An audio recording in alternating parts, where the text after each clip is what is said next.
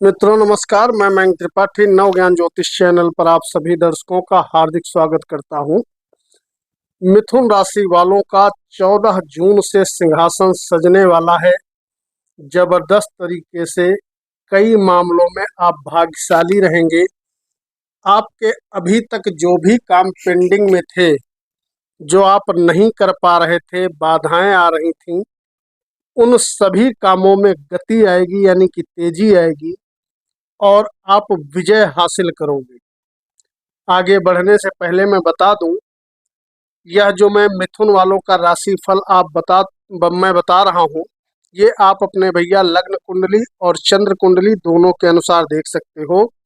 अगर आपको नहीं पता है कि आपकी लग्न क्या है, आपकी चंद्र राशि क्या है, तो ऐसे में अपने प्रचलित नाम के अनुसार इस फलादेश को समझिए और उपाय करने का थोड़ा कष्ट जरूर किया करिए, क्योंकि जो ग्रह जिस महीने में सबसे बढ़िया फल देता है, उसके मंत्र का जप करके लाभ की मात्रा, धन की मात्रा, सुख समृद्धि की मात्रा बढ़ाई जा सकती है।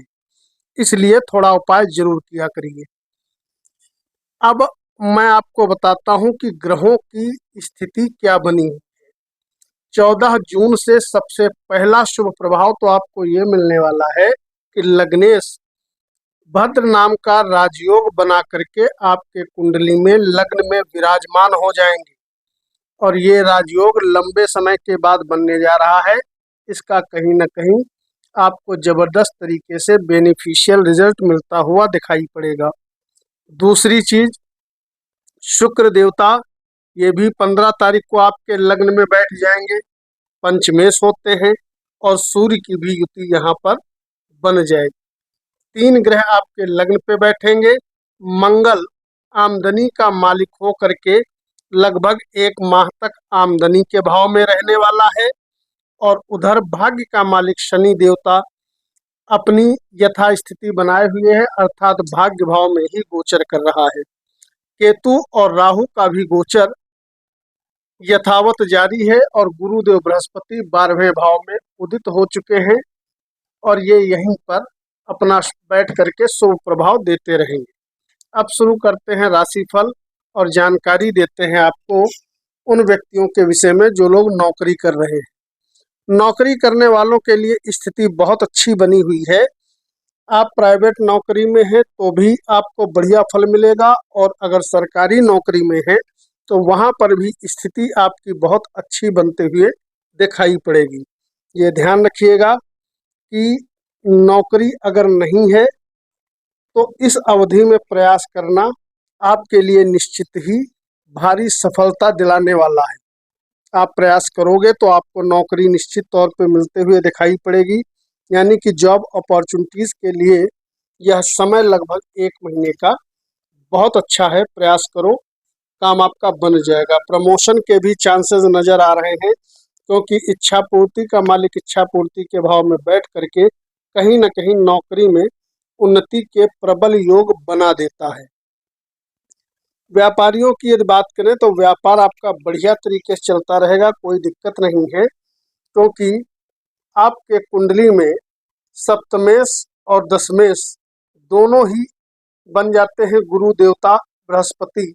हो सकता है व्यापार के सिलसिले में आपको थोड़ा बाहर जाना पड़े, दौड़ धूप करनी पड़े, लेकिन व्यापार आपका चलता बढ़िया रहेगा, इससे आप निश्चिंत रहें।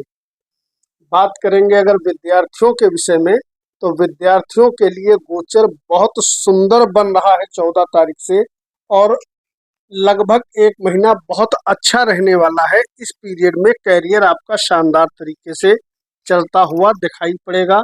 मेहनत करोगे तो शिक्षा में, उच्च शिक्षा में, दोनों में ही लाभदायक स्थिति बनी हुई है, जिसका आप लाभ ले सकते हो। अब बात कर लेते हैं प्रेमी जोड़ों के विषय में और शादीशुदा जिंदगी के विषय में।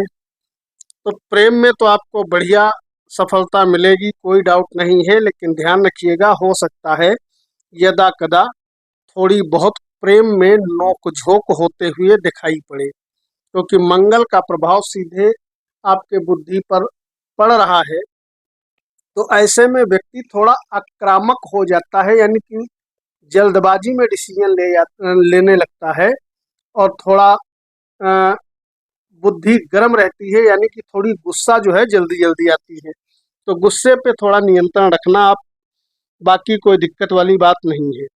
वैवाहिक जीवन आपका शानदार तरीके से चलेगा, लेकिन ध्यान रखिएगा अनाप शनाप अफेयर से दूर रहिएगा, क्योंकि अफेयर होना, दूसरे की तरफ अट्रैक्ट होना, इस प्रकार के प्रबल योग दिखाई पड़ रहे हैं।